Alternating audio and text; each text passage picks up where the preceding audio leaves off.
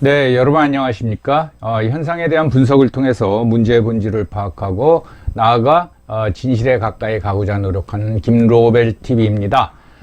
어제죠. 1월 27일 날 대법원에서 정경심 교수에 대해서 징역 4년형을 확정을 했습니다. 그러면서 그 타이틀들을 보면은 조민 7대 스펙 위조 인정했다.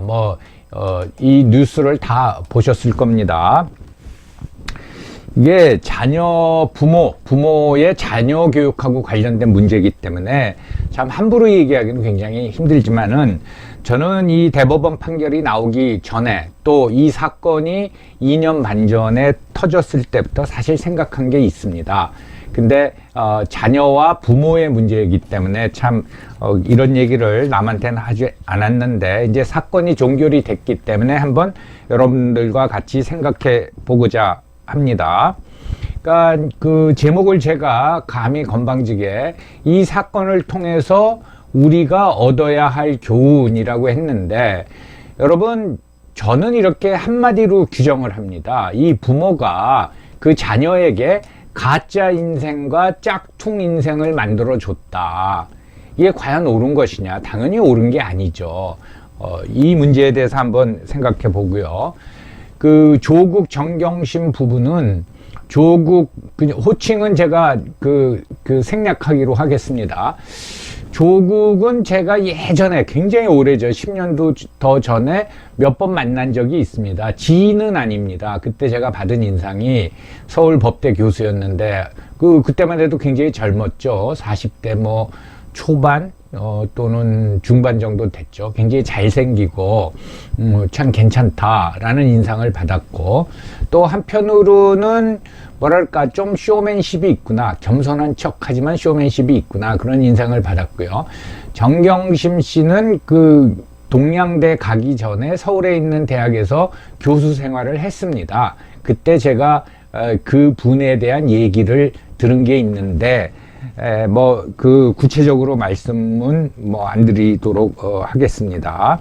그래서 이 문제는 사건이 법률적으로 종결이 됐지만은 결국은 유죄 무죄를 떠나서 저는 유죄를 받았다, 무죄를 받았다가 중요한 게 아니라 유죄 무죄를 떠나서 결국은 자녀 인생을 망쳐버린 부모 이야기다 라는 관점에서 한번 생각해 보고 싶습니다. 그러면 그 사건을 진행 과정을 우리가 다시 한번 살펴보기로 하겠습니다. 혐의는 업무 방해입니다. 대학의 입시 과정을 왜곡시켰다, 방해했다. 그래서 흔히 이제 입시 비리, 그 과정에서 사문서를 위조했다. 그거고, 그 다음에 오촌 조카가 하고 있다라는 사모펀드하고 관련돼서 금융투자법 위반, 요게 이제 주요 혐의인데, 일반 사람들은 금융투자법 위반보다는 그 입시 비리에 더 관심이 많으시죠. 그래서 결국은 대법원이 2021년 1월 27일 어제죠, 정경심 피고의 상고를 기각했습니다. 그러니까 2심의 판결을 인정한 거죠. 그래서 형이 확정이 됐는데 징역 4년에 벌금 5천만 원 그리고 추징금 1,061만 원을 선고받았습니다. 그 과정에서 두 차례 이제 정경심 교수는 구속이 돼서 401일 동안 수감 생활을 했습니다. 처음엔 구속영장이 청구돼서 구속 상태에서 재판을 받다가 구속 기간이 만료가 돼서 나왔는데, 또 이 유죄 판결을 받는 바람에 법정 구속이 된 거죠. 그리고 또 풀려나와 있다가 요번에 대법원에서 형이 확정됐기 때문에 실형이 아마 어제 법정 구속이 또 됐을 겁니다.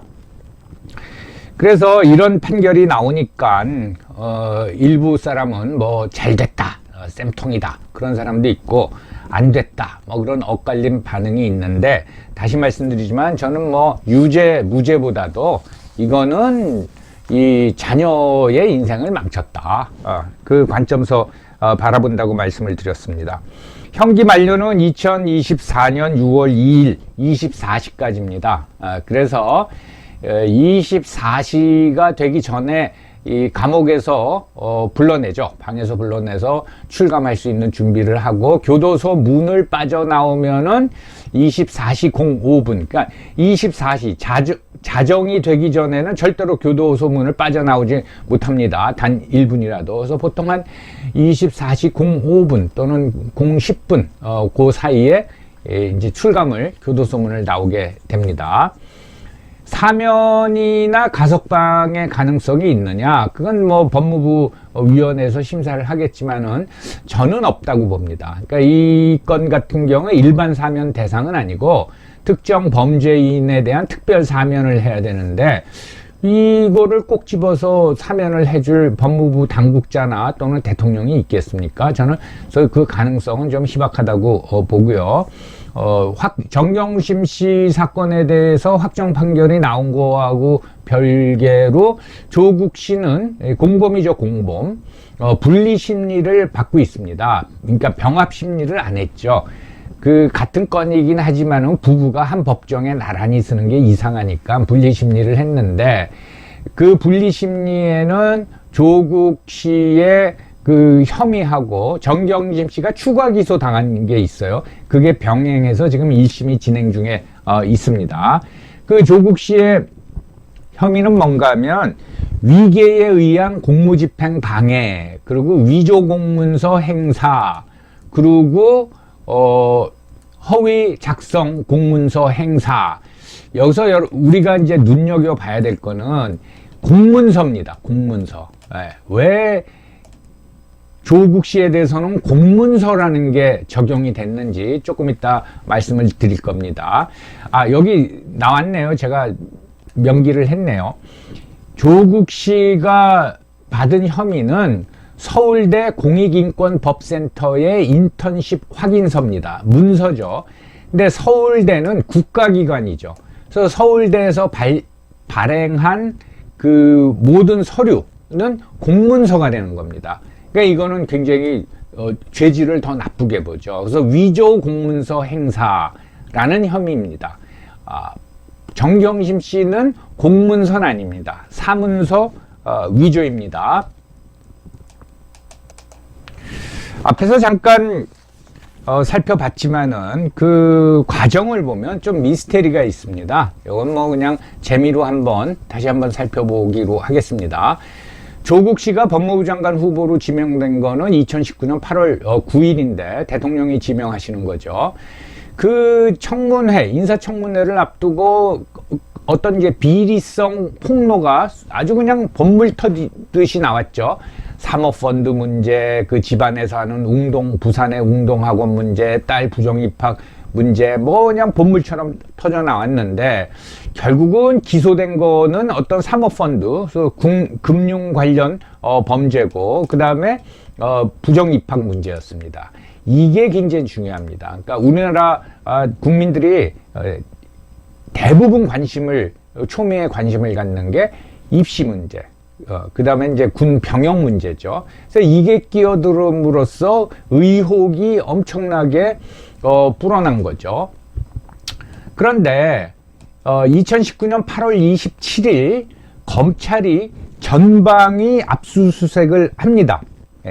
요게 전 미스테리라고 생각했습니다. 그때 이게 윤석열 당시 검찰총장이 뭐 지시라기보다는 이제 허가를 해줘서 전방위 그 압수수색을 벌이는데, 자, 인사청문회를 앞둔 법무부 장관 후보의 부인에 대해서 이렇게 압수수색을 할 수 있을까? 검찰총장이 과연 그럴 수가 있을까? 이게 미스테리입니다. 예. 혼자 결정할 수 있었을까? 이제 그런 생각이 들고요. 결국은 2019년 9월 6일 검찰은 정경심 씨를 불구속 기소합니다. 예, 구속은 안 시키고, 구속은 나중에 그 이후에 기소한 후에 그 구속영장을 청구해서 받아서 이제 구속을 시키죠. 그래서 불구속 기소를 해요. 불구속 기소를 했습니다. 그런데 그 3일 있다가 9월 9일 날 대통령은 또 조국 후보를 법무부 장관으로 임명을 해요. 희한하지 않습니까? 기소를 했다라는 거는 증거를 검찰의 증거를 확보했다는 건데, 그럼에도 불구하고 법무부 장관 임명을 강행을 합니다. 그리고 결국은 10월 14일 날 조국 법무부 장관이 사퇴를 하게 되는 거죠. 뭐 35일 만이라던가 그렇습니다. 여기서 압수수색을 독자적으로 결정할 수 있었을까라는 거. 그리고 기소가 됐는데 왜 장관 임명을 했으며, 장관을 임명을 하고 왜 35일 만에 또 사퇴를 본인이 스스로 했겠어요. 예, 그렇게 넌지시 이렇게 대통령의 의중을 전달했겠죠. 사퇴시켰을까? 이게 큰 미스테리라고 하겠습니다. 이 과정서 2년 5개월이나 끓은 거기 때문에 어떤 변호사의 변론 또는 우리나라 기득권 카르텔들의 반응을 보면 정말 웃기지도 않죠. 정경심 변호인이 공판에서 이렇게 얘기한 적이 있어요. 진짜 공판에서 이 스펙은 허위 스펙은 당시 현실에서 스펙 품앗이는 다반사다. 참 우리 법조 엘리트의 의식 수준이 이 정도밖에 안 되는 거예요. 이걸 어떻게 뻔뻔하게 공판 과정에서 변호를 하면서 이런 말을 합니까? 우린 다 썩은 놈들이다. 그걸 인정하겠다라는 거 아닙니까? 네. 아주 그냥 어떤 우리나라 기득권 엘리트들의 어떤 이 비리를 변호인이 폭로를 하는 거예요. 이거 다반사다, 이런 거. 이게 무슨 죄냐? 이렇게 뻔뻔하게 나오는 거죠. 더 웃기는 거는 판사 출신으로 법무부 차관을 지내고 무슨 택시 운전사인지 대리기사 폭행 혐의로 지금 아직도 사건이 진행 중인 이용구 법무부 차관, 예. 이분이 차관으로 지명된 후인가 우연히는 아니고 서초동 술집에서 저녁 늦게 검찰총장인 윤석열 검찰총장을 불러내가지고 얘기를 나눴는데, 둘은 서울법대 선후배이기 때문에 이용구 차관이 윤석열 검찰총장을 형이라고 불렀다고 합니다. 그래서 뭐라 그러냐면은, 형, 강남에서는 어차피 다 서로 추천서 써주고 표창장도 돈 주고 산다. 참, 이걸 뻔뻔하게 이런 얘기를 하는 거예요. 이 변호사랑 똑같죠. 이게 우리나라 법조 엘리트들의 의식 수준입니다. 그것뿐만 아니라 사모펀드 투자도 다들 내부 정보 있으면 이거 큰일 납니다. 내부 정보 가지고 뭘 하면 받아서 하는 거고, 주식 투자란 다 그렇게 한다. 그 범죄를 그렇게 인정을 하는 거예요. 예. 이것도 꽤 오래된 얘기인데, 전 이 얘기를 들으면서 참, 저런 사람 죄 지어가지고 저런 사람한테 재판 안 받은 게 다행이다.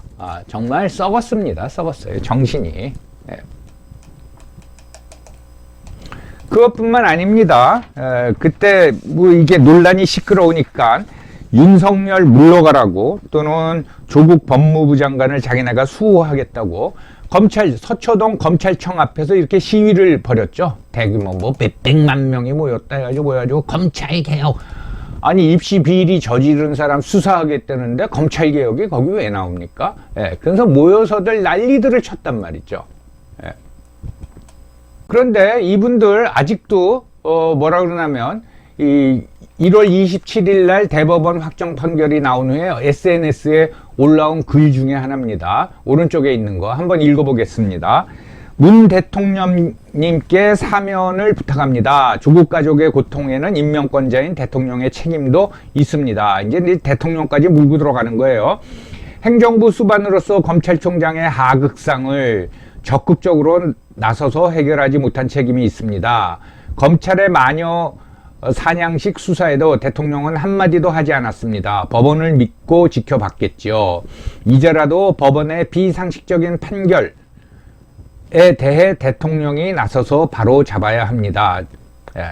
이런 내용이에요. 저는 글은 얌전하게 썼지만은 이분의 어떤 인식도 큰 잘못이 있는 게, 삼권 분립이라는 거를 완전히 이 사람은 무시하는 거예요. 대법원이 확정 판결을 내려도 대통령이 그걸 뒤집어라, 그 얘기 아닙니까? 그러니까 그냥 민주주의 의식이 전혀 없죠.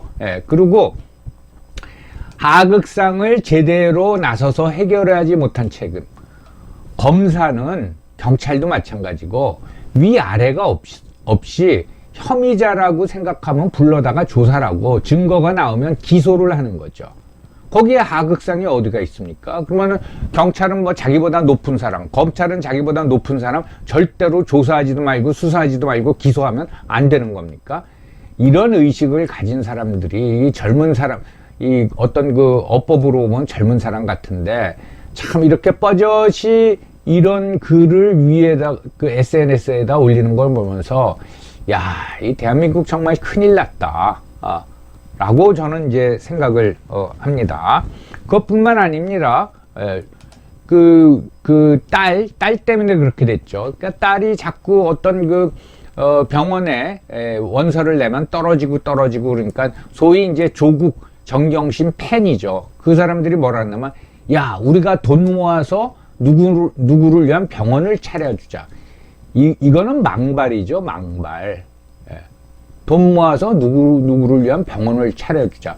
좀 진짜로 전 차려줬으면 좋겠어요. 요즘 병원 뭐 조그만 의원이겠죠. 병원까지는 아니고 의원 조그만 거 하나 차리려면은 몇십억 원 들 텐데 모아서 한번 해줬으면 좋겠어요. 환자가 누가 거길 가려는지. 세상이 이렇게 참 된 걸 보고 저는 참 걱정이 많이 됩니다. 자, 부모가 자녀에게 만들어준 가짜 인생, 짝퉁 인생에 대해서 한번 보겠습니다. 소위 말해서 조민 7대 허위 스펙. 예. 이것을 이제 재판부가 유죄로 인정을 했는데, 첫째, 동양대 총장 표창장. 이거를 이제 무슨 뭐 동양대 교수 휴게실 PC에서 위조했다는 거 아닙니까? 예, 요것도 인정을 했어요. 예. 그 다음에 동양대 보조연구원 실제 근무 안 했는데 이 스펙도 유죄. 단국대 의과학연구소 인턴 및 논문 일저자 실제 논문 작성 기여 안 했다. 유죄. 공주대 생명공학연구소 인턴 그래서 과학연구나 실험에 참여하지 않았다. 그리고 키스트 인턴 이모 전 키스트 소장이 정 교수와 친분으로 허위 작성해줬다. 이거고 서울대 공익인권법 센터 인턴 이거는 정경심 씨가 아니라 이 조국 전 장관이 이 법대 산하거든요. 그러니까 허위 발급을 해줬다 이 얘기고 그다음에 이제 부산 아쿠아 팰리스 호텔 인턴 이것도 하지 않은 거 허위로 이제 작성했다. 근데 여기서 문제되는 게 이겁니다. 공주대는 제가 국립대인지 아닌지를 모르겠어요. 예. 서울대 이거는 그 국가기관이거든요. 그러니까 이건 공문서 위조가 되는 거예요. 예. 여기서 제가 하는 거는 보면은 이 단국대 의과학연구소서부터 그다음에 공주대, 키스트, 서울대 보면은 이게 학계 카르텔, 그러니까 교수 카르텔들이 아까 변호사가 얘기했듯이 서로 품앗이 해준 거예요. 이 정도로 참 썩었다라는 거죠. 우리 엘리트층이 서로 교수들이 서로 그래서 나중에 야 우리 애 거 해줘. 다음에 기회가 있으면 너희 애 거 우리가 해줄게. 이렇게 한다라는 거죠. 오케이. 그래서 여러분 결국은 뭐냐 엉터리 스펙도 아니죠. 가짜 스펙을 가지고 그 아이한테 가짜 인생을 만들어준 거예요. 그래가지고 걔가 뭐가 됐다. 그건 짝퉁 인생입니다. 여러분 짝퉁 인생. 예. 그러니까 그 아이가 20대 초반이면은 요즘 그 당시 20대 초반 아이들은 아마 100세까지 살 겁니다. 나머지 80년을 가짜로 살아라. 짝퉁으로 살아라. 라고 경로를 만들어준 거라는 거죠. 예. 이거랑 뭐 직접적인 비유가 될 수는 없지만 여러분들 카푸어라는 말이 있잖아요. 자기는 원룸에 살면서 자동차는 BMW를 뭐 리스를 하던 중고를 사서 몰고 다녀야겠다. 카푸어. 또는 하우스푸어도 마찬가지죠. 그러면 하우스푸어 같은 경우엔 자산 버블이 붕괴돼 버리면은 그건 진짜 깝깝한 겁니다. 아이도 마찬가지란 말이죠. 아이를 그렇게 짝퉁 인생을 만들어줘도 그 아이가 부모보다 한 30년은 더 살 겁니다. 40년 더 살 거예요. 그걸 혼자 어떻게 살아나갑니까? 자기 도와줄 사람이 없잖아요. 이거는 전 잘못된 거라고 봅니다. 그 다음에 그게 흉내내기 인생이에요. 예. 그때 한참 얘기가 나왔잖아요. 너 정유라한테 승마 배울래? 조민이한테 맹장수술 받을래? 이게 흉내내기입니다. 그런 식으로 들어가고 또 의대 가서도 성적도 안 좋고 그래서 하여튼 시험을 봐서 의사 자격증을 땄다고 한들 그게 무슨 진정한 의사입니까? 네. 이거는 잘못된 인생을 살게 만든 거란 말입니다. 그래서 사필기정이라는 말이 있지 않습니까? 이건 꼭 법적으로 그런 그 어떤 이 제재를 받는다 그런 것보다도 우리가 살면서 보면 사필기정에 시차는 있지만 오차는 없다. 저는 이 말을 어느 기자분한테 들었는데 참 좋아하는 말입니다. 시차는 없고 시차는 있지만 오차는 없다. 여러분 설사 이 건이 무죄 판결을 받았더라도 당사자는 양심의 가책 속에서 계속 평생을 살아야 되는 거예요. 예. 그리고 남들은 계속 타인은 의심스러운 눈으로 저 사람 진짜 의사 맞아? 그런 눈초리를 보낸단 말이죠. 그거 자체가 제재를 받는 겁니다. 예. 오케이. 결국은 이렇게 가짜 인생, 짝퉁 인생, 뭐 흉내내기 인생을 만들어줘서 뭐가 되건 그 사람은 자신도 괴롭고 또 엉터리 의술 가지고 잘못하면 남한테 피해도 줄 수 있는 거란 말이죠. 이런 자녀를 왜 정경심 조국 부부는 만들어줬을까? 이 아이는 자라면서 아빠는 잘생긴 서울법대 교수, 엄마는 그 영문학 교수, 얼마나 부모에 대해서 긍지감을 가졌겠어요. 근데 이제 완전히 뭐 힘들어진 거죠. 예. 그래서 이게 보면은 이 스펙에 굉장히들 관심을 갖는데 이게 이제 수시에서 특별 전형 뭐 이런데 스펙이 많이 사용되는데 제가 한번 지적한 적이 있습니다. 이 스펙이 무슨 사회봉사다 그러면은 여러분 어떤 부유층 자녀들은 아프리카 사회봉사를 제출해 버려요.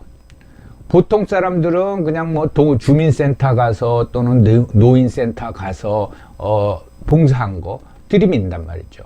그럼 그 심사하는 사람이 누구한테 더 가중치를 두겠습니까? 아프리카 봉사에 가중치를 두겠죠. 이런 그 불리한 면이 있는데 아예 이런 식으로 가짜를 만들어주는 경우는 저는 거의 처음 봤습니다. 예.